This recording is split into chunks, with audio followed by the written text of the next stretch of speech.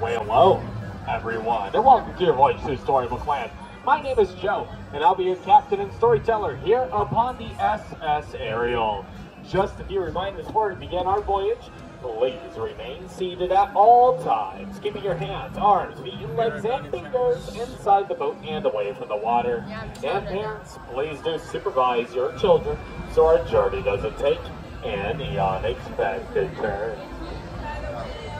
Most stories begin by turning the pages of a book. However, if you do it in person where you're going down a rabbit hole using a little bit of pixie dust, it can be quite magical or very menacing. But don't worry, everyone. Even though it looks like we're going down the jaws of Monstro the whale, we are instead being magically transported to Storybook Land. Land. All great fairy tales, of course, begin with once upon a time, and with that being said, once upon a time, a big bad wolf lived in a cave, and that cave is over to our left-hand page. He is constantly after those three little pigs, but don't worry, everyone, they live it across the river. One of them's made of hay, the other's made of sticks, and then the other is, well, you guys guessed it, it's wolf for bricks. Spoiler alert, it does not end well for those first two houses. And coming up just around the riverbed is the quiet English village of Alice. It's where one golden afternoon Alice decided to follow a white rabbit down the rabbit hole and keep on into Wonderland. And things only got here. Just one jump ahead is Agrabah, city of mystery and enchantment.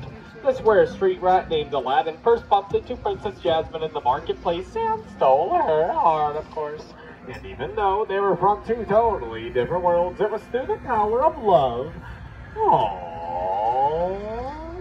But of course, a little bit of help from the genie, that these two now live happily ever after with the Sultan in his palace. Storybook Land is where love shines, just like the twinkling lights above us here in these arches. In fact, these are the very same stars that Aladdin and Princess Jasmine flew over, sideways, and under on the answer their wish by allowing her to stay in their cottage to our right-hand page. And friends, those seven dwarfs are constantly leaving a mess inside their house, but I can hear Snow White whistling while she's working, so perhaps they're all cleaning. Sarah in the Blue Roof Chateau to our left-hand page. Fortunately, her fairy godmother granted her wish and then sent her on her way. But unfortunately, when Cinderella didn't make it back by midnight, her carriage turned into a pumpkin, and that pumpkin's still on the bridge under the castle to this day. Luckily, Prince Charming did not stop until he found the woman who he danced with that evening. Then he eventually found Cinderella with that extra glass slipper. They now live, of course, happily ever after. Some people dream of those happily ever afters, while others, like me, age inspired by the 1933 Silly Symphony Lullaby Land.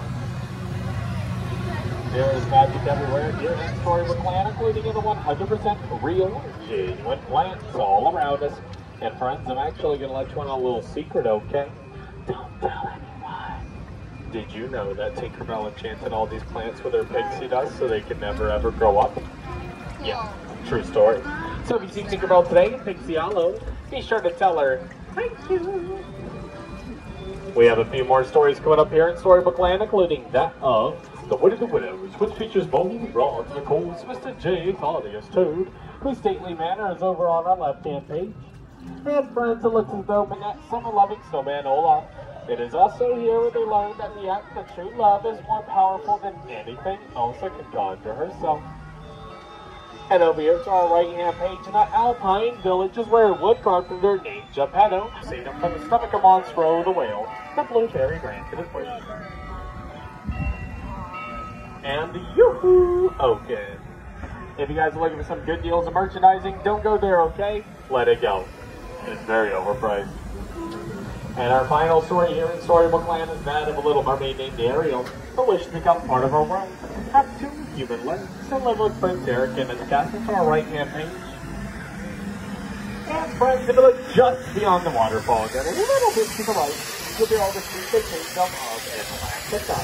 It's where King Triton and all of Ariel's sisters still live to this day. And friends, it looks as though we have reached the end of our voyage here in Storybook Land, our own happily ever after. However, the stories never end here at Disneyland. Just a few reminders as we approach the dock.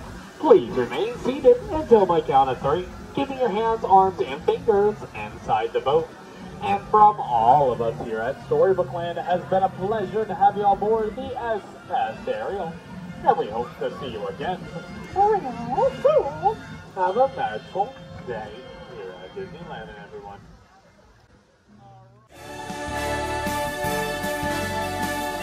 To all who come to this happy place, welcome.